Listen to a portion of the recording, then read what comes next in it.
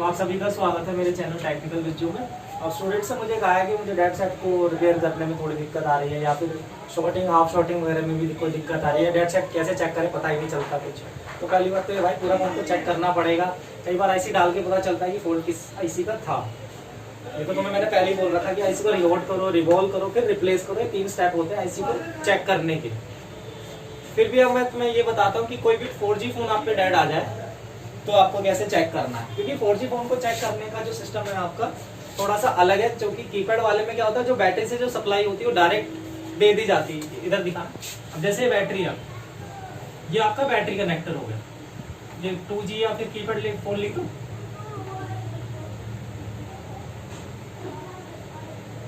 अब इसमें क्या है, ये बैटरी कनेक्टर हो गया हमारा,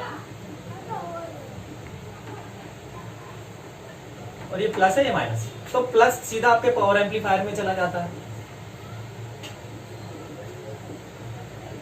हो सकता है इसके पास कोई पीएफ वगैरह लगा हो, है ना। और फिर सीधा ये फिर आपका सीपीयू, जो कि कंबाइंड ही रहता है ज्यादातर, मैंने देखा सीपीयू प्लस पावर। कई बार तो रैम या फिर एमएमसी भी इसी में ही होती है, या फिर अलग से भी हो सकती है। मैं अलग से बना देता हूँ, रैम या फिर फ्लैश आईसी। तो इसमें तो बहुत आसान है शॉर्ट ढूंढना। क्यों?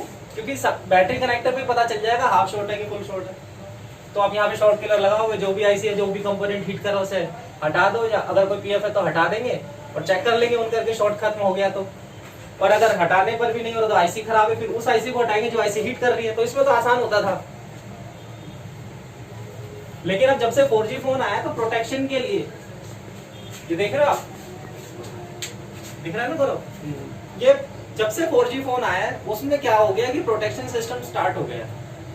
4G फोन्स में होता क्या है कि ना, ये बैटरी कनेक्टर से जो सप्लाई है, पहले चार्जिंग, ये जो है चार्जिंग आईसी, ये प्रोटेक्शन के लिए लगी है, ये बीच में आ जाती है चार्जिंग आईसी। ठीक है। अब पहले कोई डेड सेट आपके पास आ जाए 4G फोन, जो कि शॉर्ट भी नहीं है, लेकिन ना तो हाफ शॉर्ट है ना फुल शॉर्ट है। हाफ शॉर्ट और फुल शॉर्ट मैंने तुम्हें चेक करना बता रखा 3 तरीके से, कि अपने आप डीसी से करंट लेगा, या फिर फुल बीप आ जाती है, या फिर दोनों तरफ रीडिंग आपकी कम आती है, तो रीडिंग का हिसाब देखना पड़ता है। लेकिन अब अगर हमारे पास कोई 4G फोन आ जाए, चाहे MI का हो, चाहे Vivo का हो, चाहे Oppo का हो, और आपका फोन शॉर्ट भी नहीं है, तो आपको कैसे चेक करना वो मैं स्टेप बता रहा हूँ। ये आपको मैं बोर्ड पे बता रहा हूँ। मदरबोर्ड में तो आपने देख रखे सारी ऐसे कैसे करना है, क्या है, रिबोल कैसे करना है, सब जानते हो आप। जैसे एक सेट आया हमारे पास, सबसे पहले फोन में चार्जर लगा देंगे।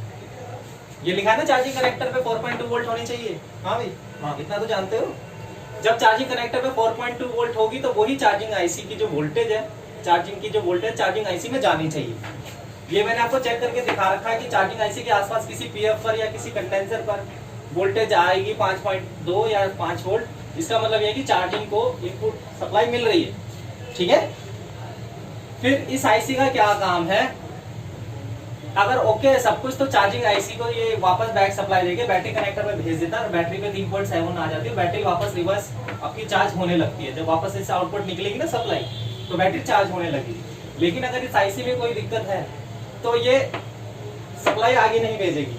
हो सकता है ये सप्लाई ना आगे भेजे, जो इससे जो सप्लाई आउटपुट होती है वो भी बैटरी के बराबर ही होती है, क्योंकि एक तरह से बैटरी की प्रोटेक्शन के लिए लगा ना। डायरेक्टली बैटरी कनेक्टर से ये आईसी जुड़ी नहीं होती। उससे ये होता है कि जो यहाँ पे शॉर्टिंग है, जो इस एरिया में जो शॉर्टिंग है आपकी, वो यहाँ बैटरी कनेक्टर पर नहीं बताएगा, क्योंकि डीसी टू डीसी आईसी या बीक्यू आईसी आपकी बीच में आ गई है। ठीक है। शॉर्टिंग अगर यहाँ है तो यहाँ नहीं बताएगा। क्यों? इसकी वजह से, क्योंकि बीच में आ गई आपकी। लेकिन अगर आपकी शॉर्टिंग यहाँ पर बता रहा है तो ज्यादातर डीसी टू डीसी आईसी खराब होती है, क्योंकि प्रोटेक्शन में तो यही लगी है, तो ज्यादातर यही खराब होती है। वो भी आप देख लोगे शॉर्ट किलर लगा के, शॉर्ट किलर लगाएंगे तो ऐसे हीट कर रही है कि नहीं, सीधी सी बात। इस या तो ये ऐसे हिट कर रहे हो, या फिर इसके आसपास लगा कोई कंडेंसर शॉर्ट हो रहा होगा, क्योंकि रेजिस्टेंस और कॉइल तो पहले से शॉर्ट है, वो तो शॉर्ट होंगे भी। डायोड होता है शॉर्ट आपका, या फिर आपका कंडेंसर कोई शॉर्ट होता है, चाहे वो एमएफडी हो, चाहे वो पीएफ हो, या फिर वो आपका आईसी कोई शॉर्ट होगी। ठीक है। अब आते हैं इस पे कि आईसी ने ओके कर दिया आपने, फिर इसने बीपीएस या वी सिस्टम लाइन बनाई। जो आईसी निकालती है आउटपुट, वो निकालती है बैटरी से बनने वाली सप्लाई या बैटरी के हिसाब की सप्लाई, तो वो 3.7 ही होती है। अब ये आईसी से जो सप्लाई बाहर निकली, ये जाती है पावर मैनेजमेंट आईसी को, पावर एम्पलीफायर को, लाइट आईसी को, ये 3.7 वोल्ट ओडी आईसी, या फिर ये सब। ठीक है। कई बार क्या होता है, पावर आईसी और ओडी आईसी एक में ही होते हैं। ठीक है। फिर पावर आईसी अगर आपकी बिल्कुल ओके चल रही है तो फिर ये आईसी इनको सप्लाई देगी, जो कि सीपीयू है, फ्लैश आईसी है और आरएफ आईसी है, एमएमसी, डब्ल्यूटी, इन सबको सप्लाई देती है। ठीक है, ये तो था सप्लाई का फ्लो। अब आपको फोन शॉर्ट हो गया है, शॉर्टिंग यहाँ नहीं बता रहा, लेकिन डीसी मैंने लगाई तो ऑटो करंट ले रही है सप्लाई, और मैंने चेक किया पावर आईसी के पास कंडेंसर शॉर्ट बता रहा है या फिर पीए के पास कंडेंसर शॉर्ट बता रहा है, दोनों तरफ बीप दे रहा है वो, तो शॉर्टिंग तो पता कैसे चले, इसमें शॉर्ट है कि इसमें शॉर्ट है ना भाई। तो इससे क्या होगा, फिर आपको देखना होगा कि हर एक आईसी के पास कोई ना कोई पीएफ तो शॉर्ट बता ही रहा होगा, तो शॉर्ट किलर आपको वहां लगाना है। जैसे पीएफ बना देता हूँ मैं यहाँ पे तुम्हें समझाने के लिए, एक सी यहाँ बना दिया, एक सी यहाँ बना दिया, ऐसे बना दिया। ठीक है, सबको सी बना देता हूँ मैं, सी से मतलब कंडेंसर आपको होता है। ठीक, मान लो इस लाइन में पूरी शॉर्टिंग दिखा रहा है भाई, इसके पास ही पीएफ पे लगे शॉर्टिंग बता सब पे, क्योंकि लाइन शॉर्ट होगी तो सभी पीएफ पे बीप बताएगा वो आपके, लेकिन बीप बैटरी कनेक्टर पर नहीं होगी।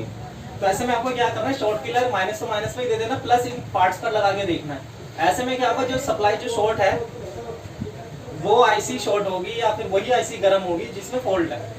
या तो कोई पार्ट शॉर्ट होगा तो वो कंडेंसर हीट करने लगेगा, आपको दिख जाएगा, या फिर वो आईसी हीट करने लगेगी तो आपको पता चल जाएगा कि आईसी शॉर्ट है। या फिर इस तरीके से नहीं करना चाहते तो आप चार्जर लगा दो, तो चार्जर लगा के भी पता चल जाता है कि कौन सी आईसी हीट कर रही है, शॉर्ट किलर से आप नहीं लेना चाहते। ठीक है, और अगर फोन शॉर्ट आपका नहीं है फिर भी ऑन नहीं हो रहा, तो मैंने बताया कि हमें इतना तो यहाँ से चेक करना ही था, यहाँ पर भी वोल्टेज आ जाती है। फिर हमारा अगला स्टेप क्या होता है कि सभी आईसी को देखना पड़ता है कि कोई आईसी वाटर डैमेज वगैरह तो नहीं है। ऑन स्विच पे वोल्टेज पावर आईसी से निकल रही सही 1.5 से 3.7 होती है ये वोल्टेज। उसके बाद अगर सेट को ऑन करते हैं तो कितना करंट ले रहा है कितना नहीं, क्योंकि अगर ज्यादातर आपको जब सेट सही लगे तो एक बार कंप्यूटर पे कनेक्ट करा के देख लेना, कंप्यूटर पे कनेक्ट करा के पता चल जाता है डिवाइस मैनेजर के अंदर कुछ दिखा रहा है कि नहीं।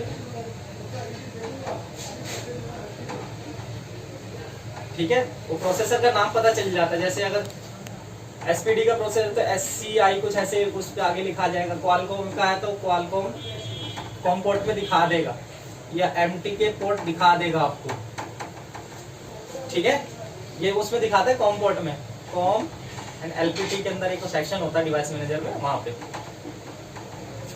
ठीक है, अगर आपका फोन बिल्कुल आपको ओके लग रहा है, कनेक्ट भी हो रहा है, फिर भी ऑन नहीं हो रहा और आपने देखा कंप्यूटर पे डिटेक्ट हो गया, तो एक बार फ्लैशिंग वगैरह करके देखो, सर्विस करके देखो, उससे ऑन हो जाता है।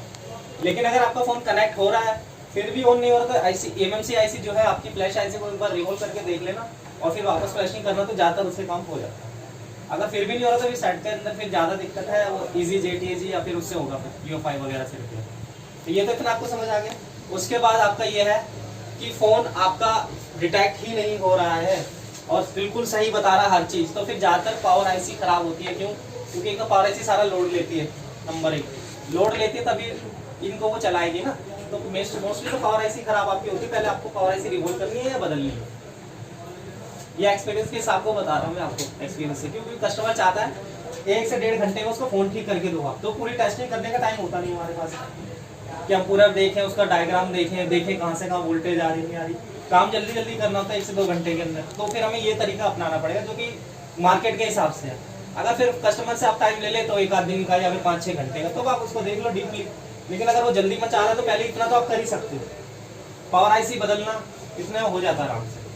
अगर इससे भी नहीं हो तो फिर आप खर्चा बढ़ाओगे, तभी तो कस्टमर से आप पैसे लोगे।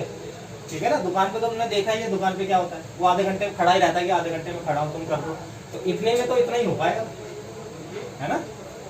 तो ये था डेड साइड के बारे में, और ये शॉर्ट कैसे है इसके, ये 2G के बारे में था, सप्लाई फ्लो कैसे है, और ये 4G फोनों के बारे में था आपका।